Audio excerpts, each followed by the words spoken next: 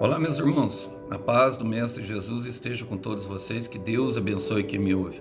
E que o Senhor Deus Todo-Poderoso possa vir falar conosco, sempre por intermédio da sua santa e poderosa palavra. Confie no Senhor, entregue a semana a Ele e mais Ele fará. Deixe Ele falar ao nosso coração no dia de hoje. Vamos lá, vamos para a nossa conversa? Sempre por intermédio da sua palavra. O texto hoje, para nossa breve reflexão, ele encontra-se justamente no Evangelho de Jesus Cristo. Quero ler com vocês o capítulo 2 de Lucas, a partir do verso 41. Diz assim: Todos os anos, os pais de Jesus iam a Jerusalém para a festa da Páscoa. Quando Jesus completou 12 anos, foram à festa como de costume. Terminada a celebração, partiram de volta para Nazaré, mas Jesus ficou para trás, em Jerusalém, sem que seus pais notassem sua falta. Pensavam que ele estivesse entre os demais viajantes.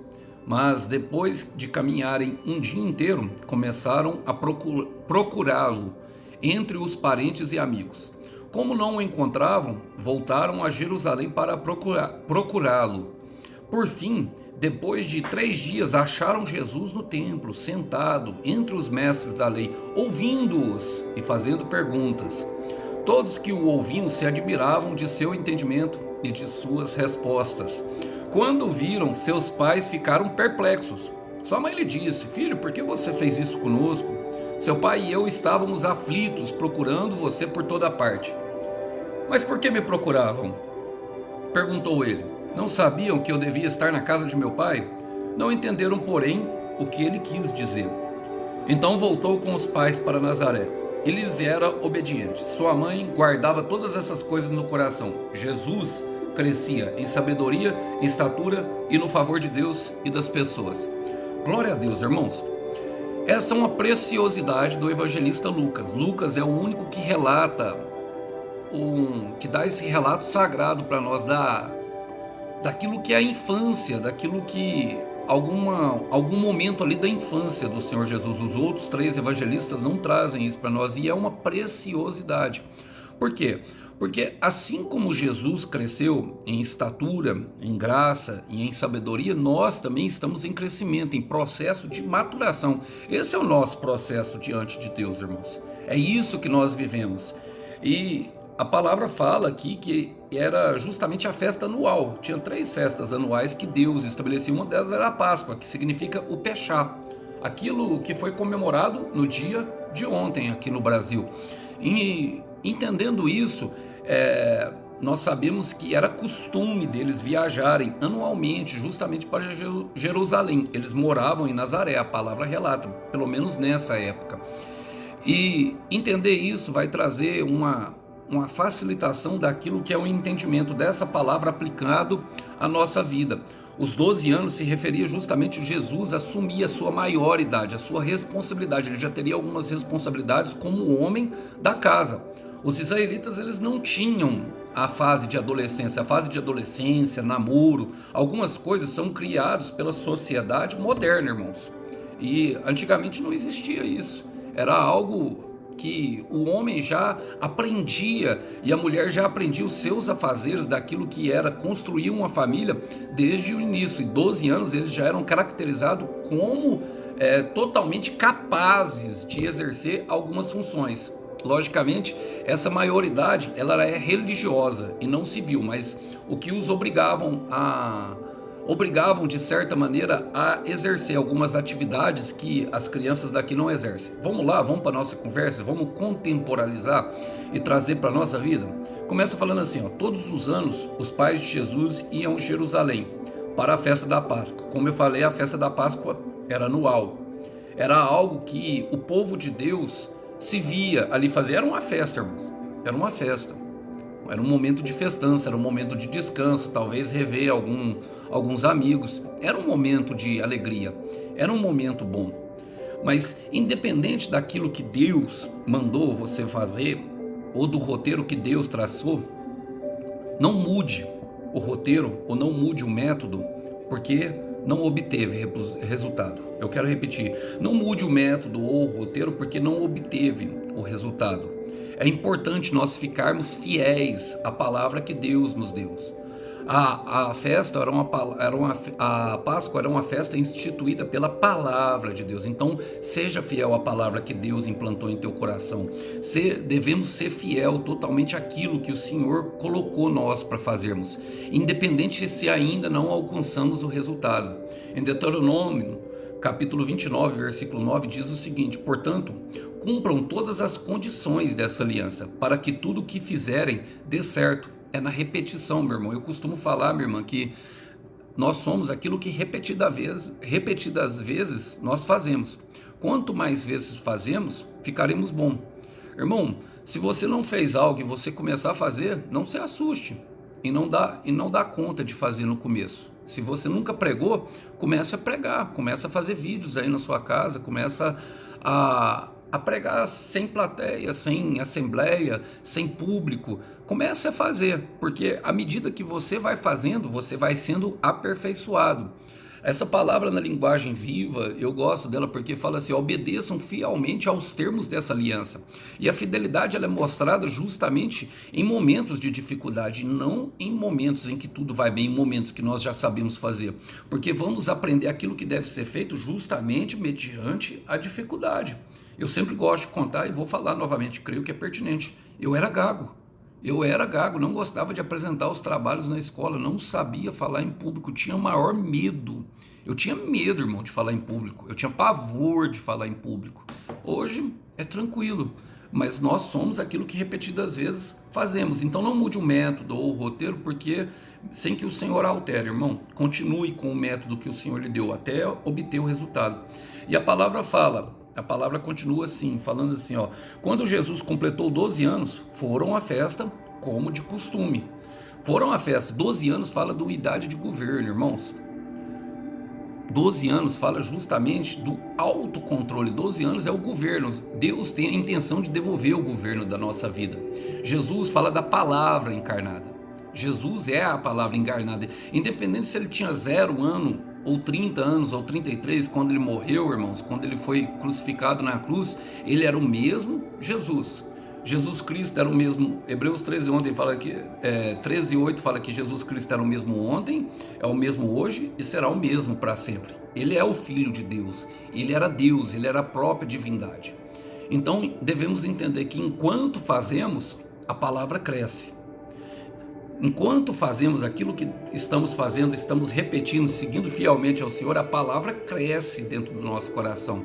A palavra ganha forma, a palavra ganha vida, a palavra ganha governo dentro do nosso coração. Olha o que diz em Josué, capítulo 1, no versículo 8. O Josué, o conquistador da terra prometida, diz assim, ó: não se canse de lembrar ao povo as leis deste livro, e você mesmo trate de meditar nela todos os dias e todas as noites. É dia e noite, noite e dia, sem parar. Dia e noite, noite e dia, sem parar. Dia e noite, noite e dia, sem parar, irmão, até que ele venha, para ter certeza de que está sendo obediente em tudo que nele está escrito. Só assim você prosperará e ter sucesso. Quem aí quer prosperar? Quem aí quer ter paz? Quem aí quer ter sucesso em todos os seus caminhos? Então faça, continue orando, continue lendo a palavra. Se você não jejue, vai crescendo. Se não busca na madrugada, se acordar 3 horas da manhã ansioso, irmão, em vez de ligar o celular e se conectar ao Instagram e ao Facebook, coloque os joelhos no chão e vai falar. Eu tenho certeza que se você conectar ao Instagram, você vai perder o sono, e vai ver coisa que não devia. Mas se nós nos conectarmos ao céu através da oração, às vezes até o sono vem rapidamente, porque orar nessa maneira, eu costumo orar até em pé, para falar a verdade, para que o sono não venha. Então, terá um benefício de qualquer forma, irmão. Então continue, sabe, até que a palavra ganhe forma dentro do teu coração. Olha o que ele fala: terminada a celebração, partiram de volta para Nazaré, mas Jesus ficou para trás, em Jerusalém, sem que seus pais notassem a sua falta. A vida é feita de fase, irmão. Acabou a celebração e agora vem a vida normal. E a vida é assim. Nós fazemos, ingressamos em momentos de alegria. O princípio sempre é muito melhor, mas a palavra fala que o final das coisas é melhor do que o começo. Por quê? Porque vai começar ali uma nova responsabilidade para nós.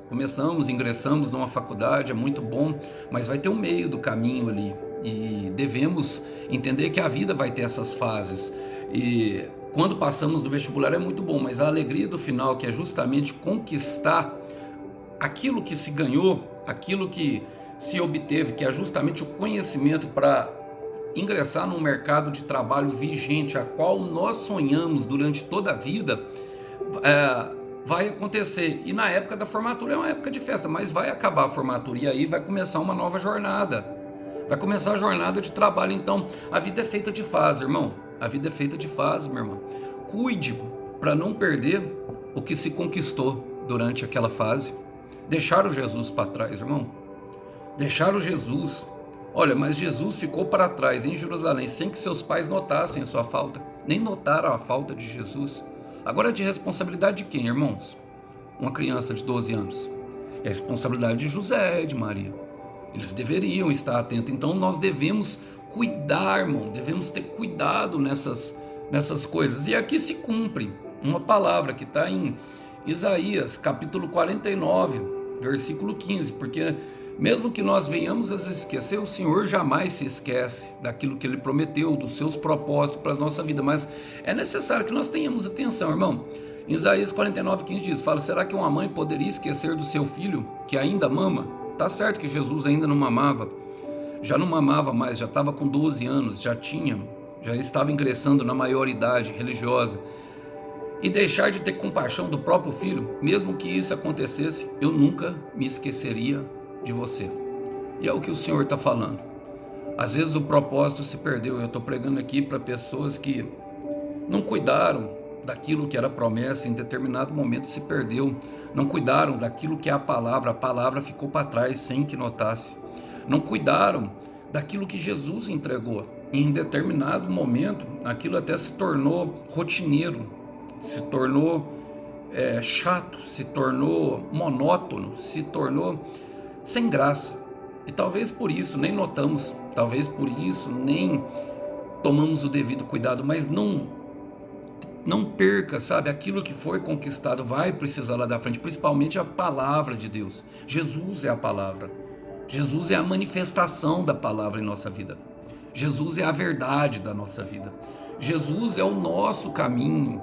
Jesus é a vida que flui em nós. Não se deixe se perder. Olha, a palavra fala: pensaram que eles estivessem entre os demais viajantes, mas depois de caminhar um dia inteiro, começaram a procurá-lo entre os parentes e amigos. Pensaram que estava entre os viajantes, irmão, por isso não notaram a sua falta. Pensaram. Os nossos pensamentos às vezes nos traem.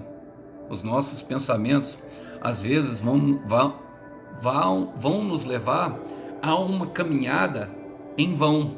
Os nossos pensamentos às vezes vão nos fazer com que nós percamos um dia inteiro de viagem. Talvez um dia inteiro de trabalho, talvez um dia inteiro de produtividade. Os nossos pensamentos, irmão, os nossos pensamentos nos traem. Não se mova pelo pensamento, se mova por aquilo que Deus falou. Se mova pela palavra implantada no coração, irmão.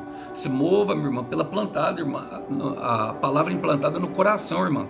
Se mova por aquilo que Jesus falou.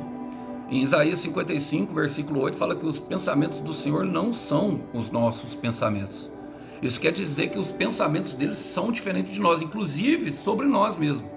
Quantas pessoas pensam mal de si mesmo, quantas pessoas pensam mal das outras pessoas, quantas pessoas pensam mal da promessa. Irmão, só de ser uma promessa, só de ser uma palavra de Deus, já é bom. Saiba, talvez não esteja completo e talvez não esteja pronto. Ou talvez você não esteja pronto, talvez o irmão Alisson não esteja pronto, e talvez esse seja o motivo de tanto sufoco. Mas entender isso traz uma renovação da nossa mente. Muitas vezes eu pensei mal até mesmo de mim mesmo, meu irmão, na minha carência, na minha dificuldade, querendo fugir da dor, me sentia culpado por coisas que nem fiz. Muitas vezes, então os nossos pensamentos nos traem. Olha o que Paulo fala, eu quero ler duas passagens de Paulo, primeiro em Efésios, capítulo 4, do versículo 17 ao 19, a igreja de Efésios, a carta espiritual, ele diz: então eu lhes digo isto, falando pelo Senhor, falando pelo Senhor, ele está falando em nome do Senhor. Não vivam mais como os incrédulos, pois eles estão cegos e confundidos. Seus corações fechados estão cheios de trevas. Eles estão muito distantes da vida de Deus, porque fecharam seus corações e não podem compreender seus caminhos. O coração aqui, irmão, fala justamente de pensamento. E a confusão e a cegueira é justamente nos pensamentos. Eu quero ler na linguagem atual para que nós tenhamos melhor compreensão. Fala assim, ó: portanto, em nome do Senhor eu digo e insisto no seguinte: não vivam mais como os incrédulos, pois os pensamentos deles não têm valor. A mente deles está na escuridão. Eles não têm parte na vida que Deus dá, porque são completamente ignorantes e teimosos. Eles perderam toda a vergonha e se entregaram totalmente aos vícios. Eles não têm nenhum controle e fazem todo tipo de coisas indecentes. Está falando do pensamento do mundo, está falando daquilo que nos leva a pecar, irmão. E deixaram Jesus para trás por causa do pensamento. Os nossos pensamentos nos traem, os nossos pensamentos é que nos levam a pecar, os nossos pensamentos é que nos afastam de Jesus, os nossos pensamentos é que nos levam justamente a um lugar aonde nós não deveríamos estar. Muitas vezes, deixamos Jesus para trás porque queremos agradar pessoas, e eu estou cansado de agradar gente estranha, meu irmão, que eu nem conheço, que a gente nem sabe se importa conosco. Estou cansado. E agora precisamos compreender por quê? Porque Jesus, ele veio por nós. Maria, José e toda a família sabia quem era Jesus. Ele veio, meu irmão, para os cativos. Ele veio para os oprimidos. Ele veio para aqueles que estão presos. Ele veio para os que choram. Ele veio para mim e ele veio por você. E como que eu faço, Alisson? Olha, Paulo ensina. O bom é que a Bíblia explica a Bíblia. 2 Coríntios capítulo 10, versículo 5, mostra o que nós devemos fazer com os nossos pensamentos. Ele fala assim, ó: e também todo orgulho humano, capítulo 4, versículo 4, as armas que usamos na nossa luta não são do mundo, são poderosas em Deus, capazes de destruir fortalezas, e também destruímos ideias falsas, pensamentos falsos, e também todo orgulho humano que não deixa que as pessoas conheçam a Deus. Dominamos todo pensamento humano e fazemos com que ele obedeça a Cristo. Obediência a Jesus, obediência à palavra. E justamente Jesus, nesse crescimento, ele nos ensina, irmãos, justamente aquilo que devemos fazer. Aquilo que é justamente a verdade. Ele estava em fase de crescimento.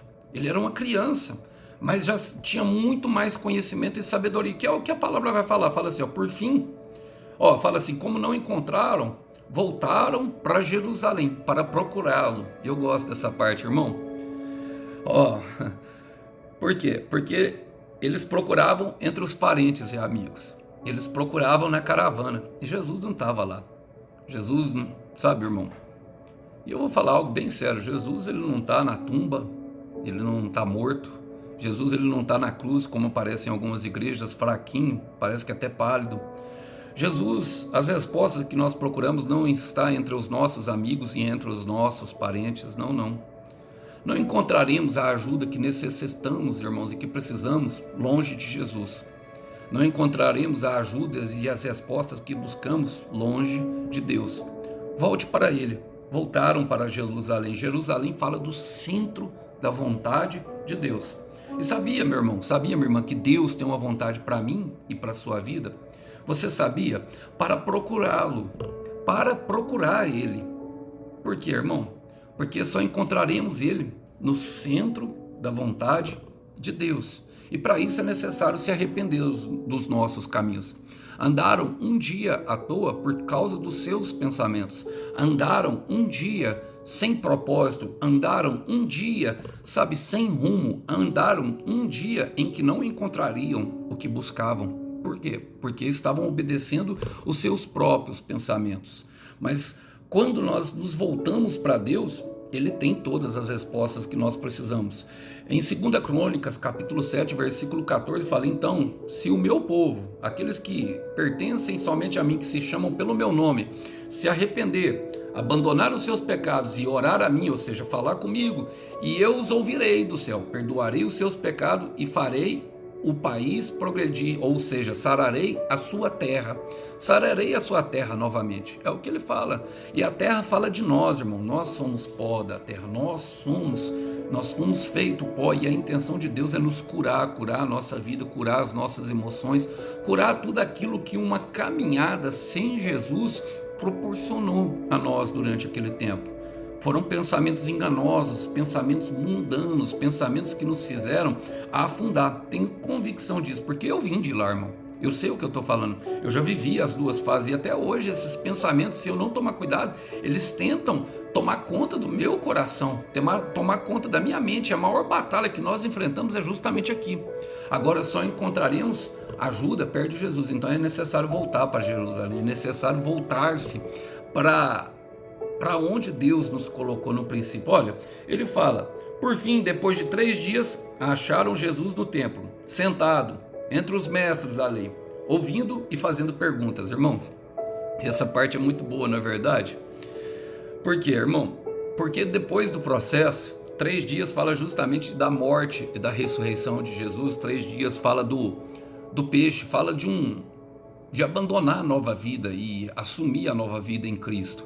3 dias foram um tempo que os israelitas levaram para sair do Egito, o processo de libertação, uma caminhada de 3 dias até chegar ao Mar Vermelho, uma caminhada. Jonas teve 3 dias entre o arrependimento dentro da boca do peixe, fugindo do Senhor, e depois se colocando na missão que ele colocou, brigando para vir. 3 dias foi o tempo que Jesus ficou dentro do túmulo, depois da sua morte. 3 dias. Então é o processo, fala do nosso processo. Por fim, depois de 3 dias, acharam Jesus. E eu gosto porque Mateus capítulo 7, versículo 8. Aquele que busca, encontra. Aquele que procura, acha. Aquele que bate, a porta abre-se-lhe-á. O que você tem buscado, irmão? O que você tem buscado, minha irmã? O que você tem procurado, meu irmão? O que você tem procurado, minha irmã? Qual porta você tem batido? Hein? Vai se abrir. Depois do processo, depois de tudo, você irá encontrar o que busca. Olha, e como nós vamos encontrar? Jesus sentado, irmão. Jesus sentado. Olha, sentado entre os mestres da lei, que os ouvia e fazia perguntas para eles. Jesus está como nós deveríamos estar, irmão, na posição de descanso. Quem aí quer descansar o coração? Quem aí queria, descansar a alma batida, o espírito aflito? Ele está sempre como nós deveríamos estar. Ele nos ensina, mesmo com 12 anos de idade, ele mostra a tranquilidade e a paz na alma, ensinando. Ele está como nós deveríamos estar. Até está descansando, irmão, mas não está parado. Está ensinando. Está descansando, minha irmã, mas não está parado. Está em ação. Está pregando a palavra. Está ensinando. Olha, esperar não é sinal de... Esperar em Deus não é sinal de...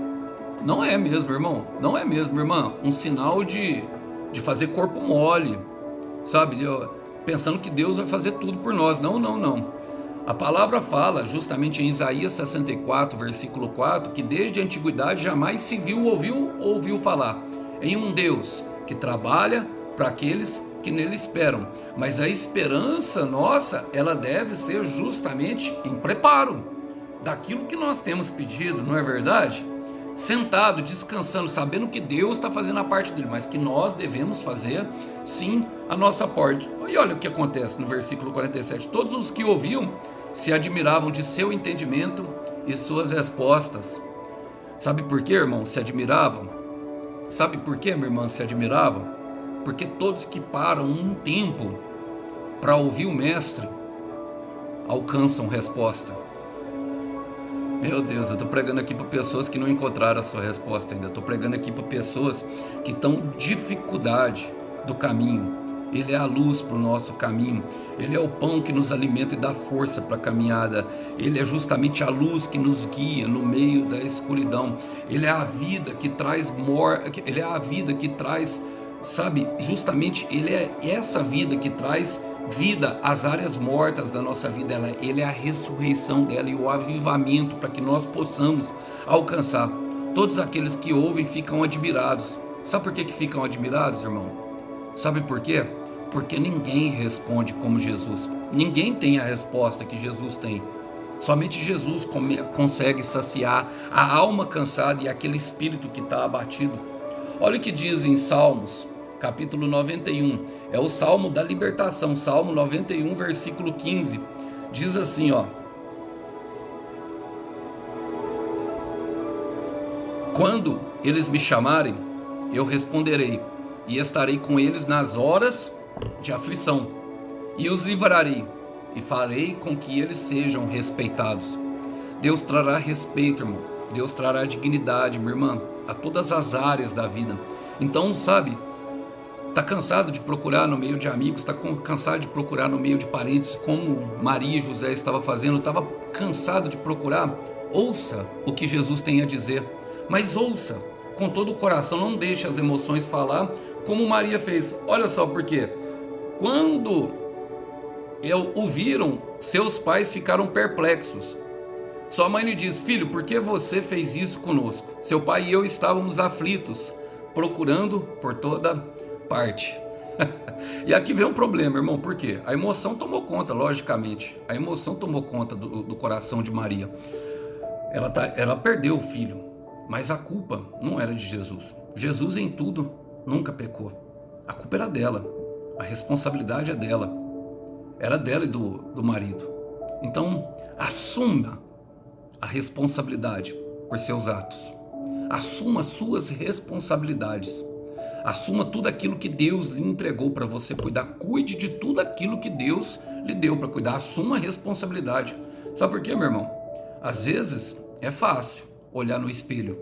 O difícil é se enxergar. Eu quero repetir isso. É fácil olhar no espelho. O difícil é se enxergar, é assumir culpa, é assumir responsabilidades, é assumir.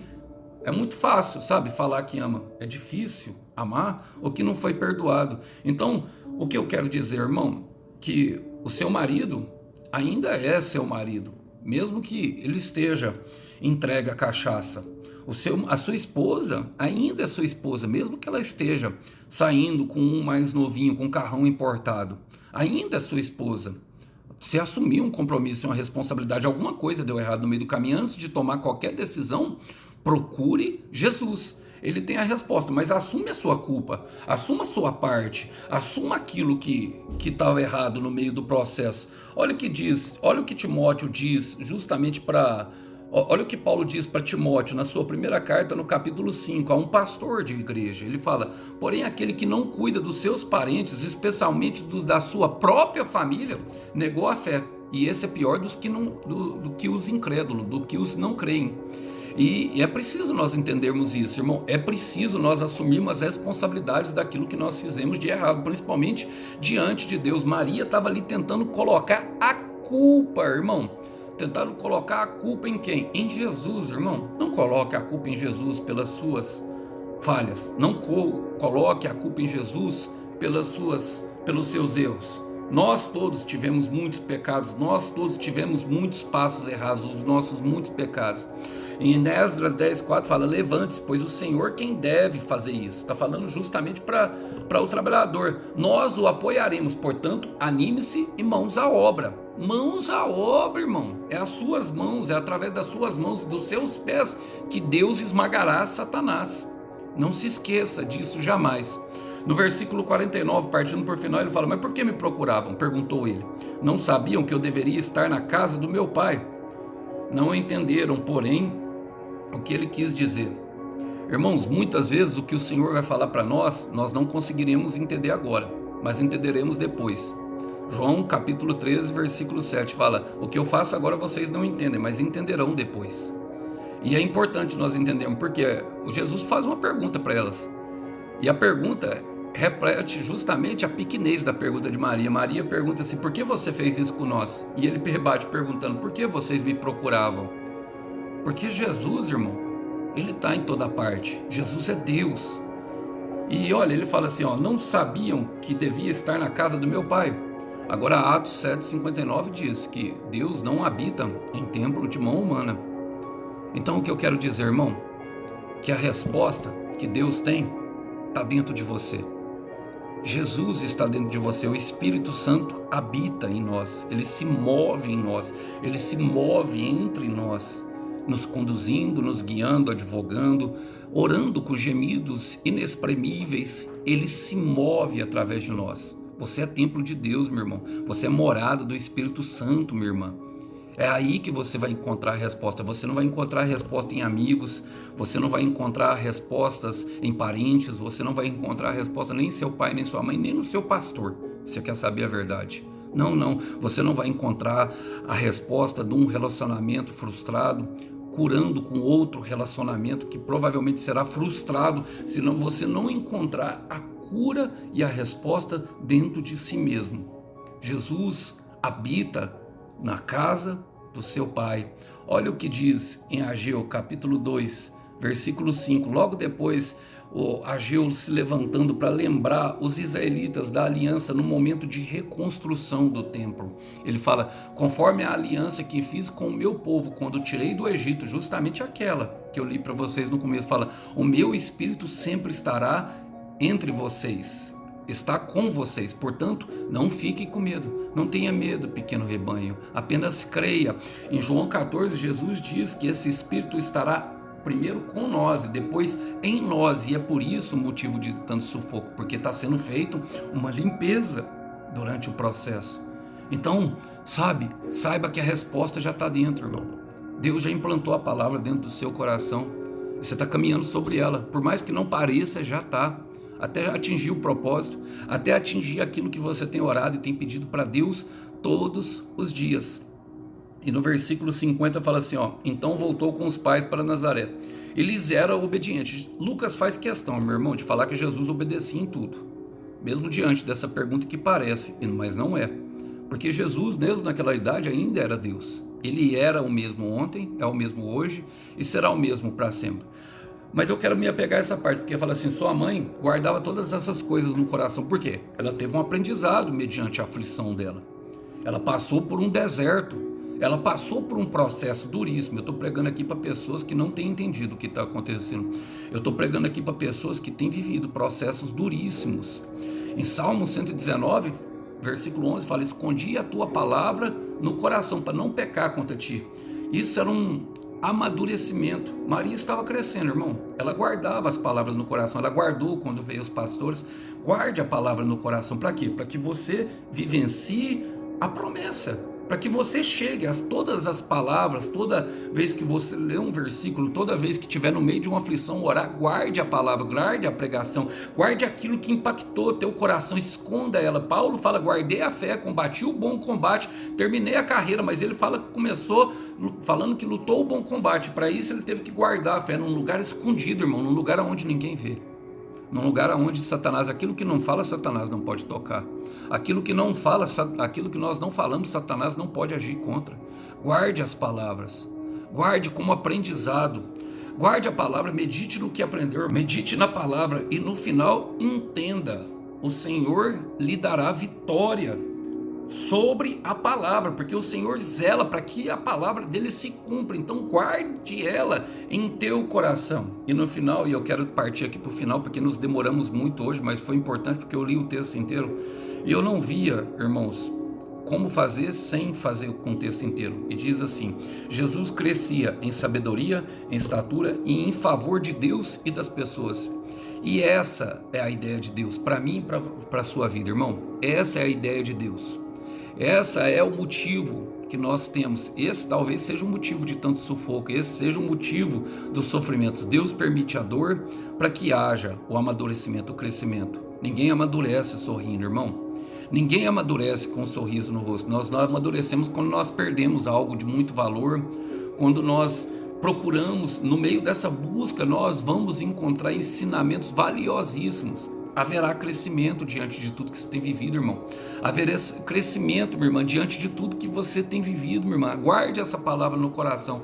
Você não está passando sofrimento em vão. Você entregou para Jesus a sua vida.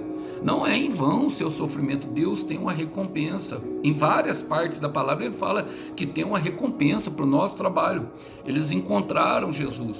E Jesus voltou para Nazaré. A palavra Nazaré significa Nazará, verdade. Do hebraico ela significa Nazará. Filipe traz essa expressão para nós. Verdade, essa é a tua verdade, que você vai chegar lá se você não desistir. Se você apenas não desistir, você vai chegar do outro lado. Eu quero repetir, se você apenas não desistir, você vai chegar do outro lado. Eu quero repetir mais uma vez. Se você apenas não desistir, você chegará aonde Deus lhe prometeu. Depois de ter todo o crescimento, depois de entender que a promessa era importante, depois de entender que tudo que Deus te deu, toda a palavra que Ele lhe dá, é algo que lhe trará felicidade. Entenda isso, irmão. E eu quero terminar com Deuteronômio 8:1, que diz: Moisés disse ao povo: tenham cuidado de obedecer a todas as leis que hoje estou dando a vocês, para que vivam e se tornem mais numerosos, e entrem e tomem posse da terra que o Senhor Deus jurou a dar aos nossos poderosos. E eu quero lhe falar, meu irmão, eu quero lhe falar, minha irmã, que você vai tomar posse da sua terra prometida. Receba essa palavra para a sua breve meditação e lembre-se que o Cordeiro tem, o Deus Todo-Poderoso tem a recompensa para o teu sacrifício. E é uma terra prometida e desejada. Que Deus abençoe. Até uma próxima mensagem, irmãos. Tchau, tchau. Até uma próxima.